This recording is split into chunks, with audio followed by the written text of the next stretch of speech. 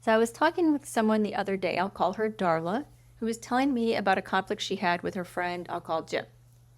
So she started with a story about what Jim had done that she didn't like, and instead of talking to him about it, she replied to an email he sent where he was inviting her to do something, and she replied with a sarcastic comment. Now, this led to a conversation with Jim where she did apologize for the sarcastic comment. She acknowledged that she should have spoken to him directly about what was bothering her, but things were still tense between them. And she was particularly annoyed that he was not acknowledging that the thing he did, which started this interaction, was wrong. So I invited her to share a bit more about how the conversation went. And what we discovered was that she apologized in what I would call an intellectual way. She said, I know I shouldn't have done this, but not in an emotional way. In other words, she hadn't expressed any kind of genuine empathy for him about his experience in the interaction. So another thing she did is that she followed the apology with an excuse and a demand. What she basically said was, I know I shouldn't have done this, but your actions, what you did, is the reason I did this, and I want you to acknowledge you're wrong. So there was essentially a but following her apology. I'm sorry, but I had a good reason, or but you were wrong too. In this case, both. And when you do that, when you follow an apology with a but, that pretty much negates the whole apology. So Darla realized that she wanted to start over and apologize right this time. So we talked about what it must have been like for Jim to be on the receiving end of the sarcastic email that she sent.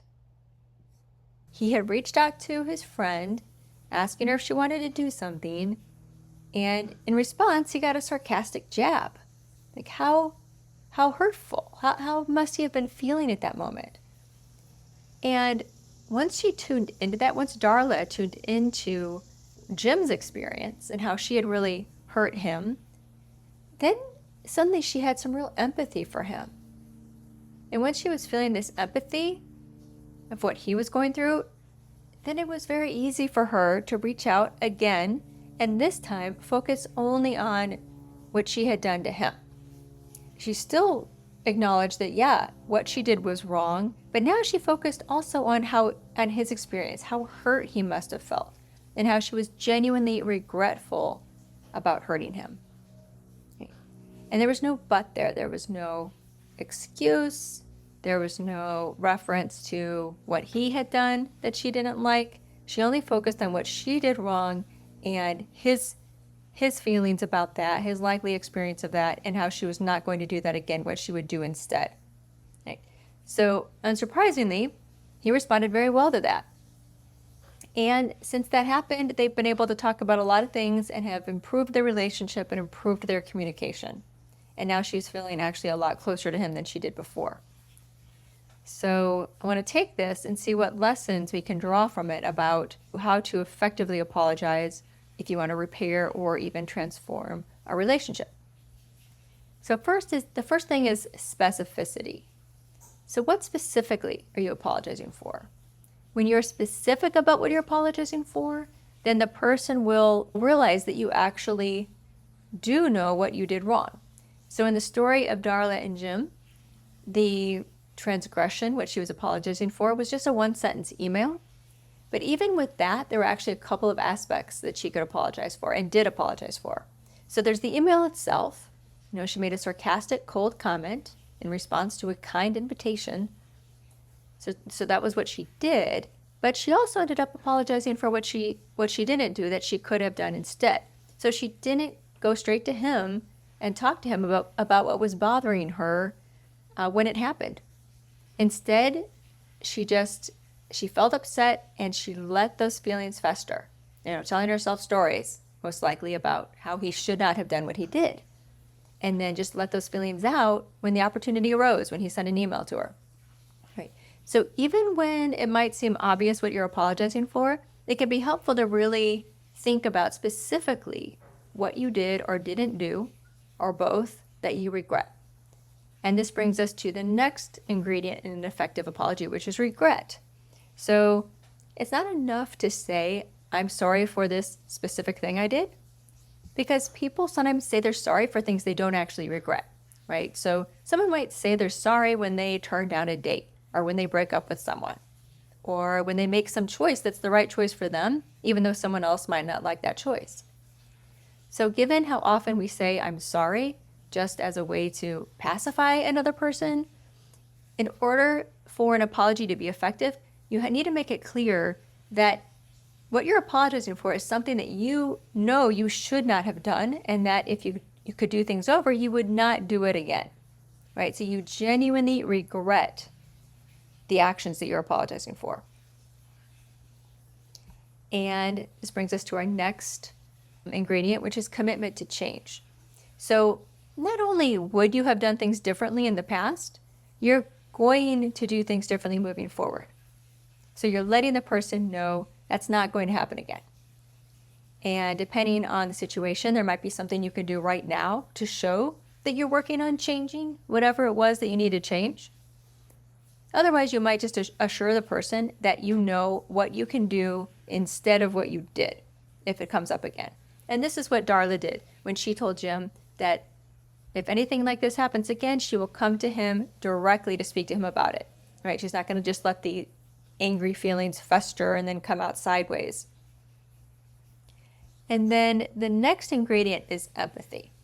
So in my view, this is probably the most important ingredient, because if you have genuine empathy for what that person was experiencing, if you can really put yourself in their shoes, then all of the other elements will probably come naturally. So when I talk about empathy, I mean, you're showing them that you get it. You get how they were affected by what you did and how they must have felt, right? You really feel for what they went through. And you're sorry, not just because you did something wrong, that's part of it, but you're genuinely sorry for the effect that your actions had on them. And now, if it's difficult to get that kind of feeling, and you really want to increase your sense of empathy, it can be helpful to spend a few minutes really putting yourself in the other person's shoes.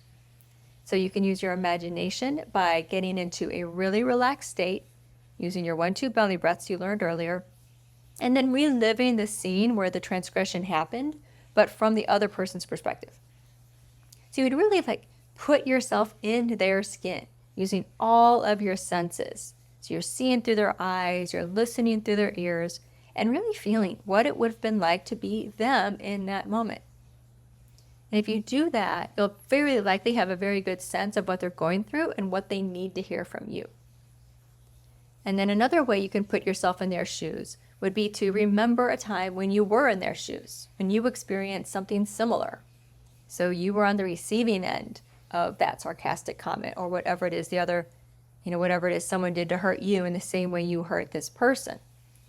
So you could do a meditation on this, where you, just like the other one, you go back into that experience, you relive it within your own skin. So you're not watching it like a movie, you're actually experiencing it where you are feeling what it felt to have been in that situation. And if you really take the time to experience either of these events, it can help you have the empathy that you need to show the other person that you do truly understand and truly care about how that person felt when you did what you did. And then the last ingredient is a lack of attachment to the outcome. So what this means is you're not attached to them responding in any particular way to your apology. And you're not trying to get anything from them. So if you remember, after Darla's first apology to Jim, she was upset that Jim didn't acknowledge that what he did was wrong too. So she actually went into that apology situation that first time pretty attached to the idea that he would apologize and acknowledge what he did wrong. And that didn't work out so well. And then the next time she apologized, she completely let go of the idea of him saying what he did was wrong. She did not bring it up, and instead she just focused entirely on what she had done that hurt him. And there was no but afterwards, no excuses, no, you did something wrong too.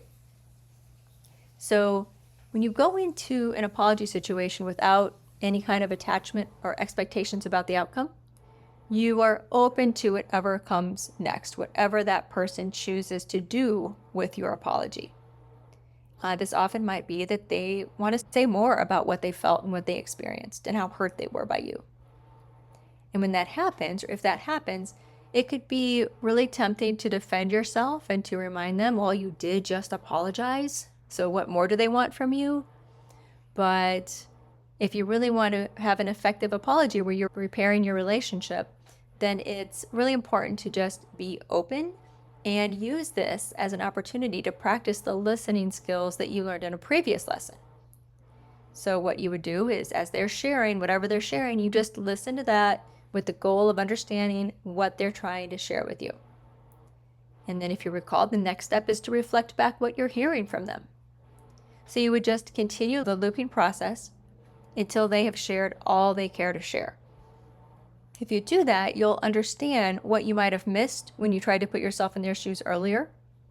And this will likely rebuild their trust in you because they're now experiencing that, yeah, you really do just want to be there for them. You're not trying to get anything from them, right? And so if you're there, you're willing to hear what they need to say and staying present with them and where they are, that can transform your relationship into one where conflicts actually bring you closer together rather than further apart.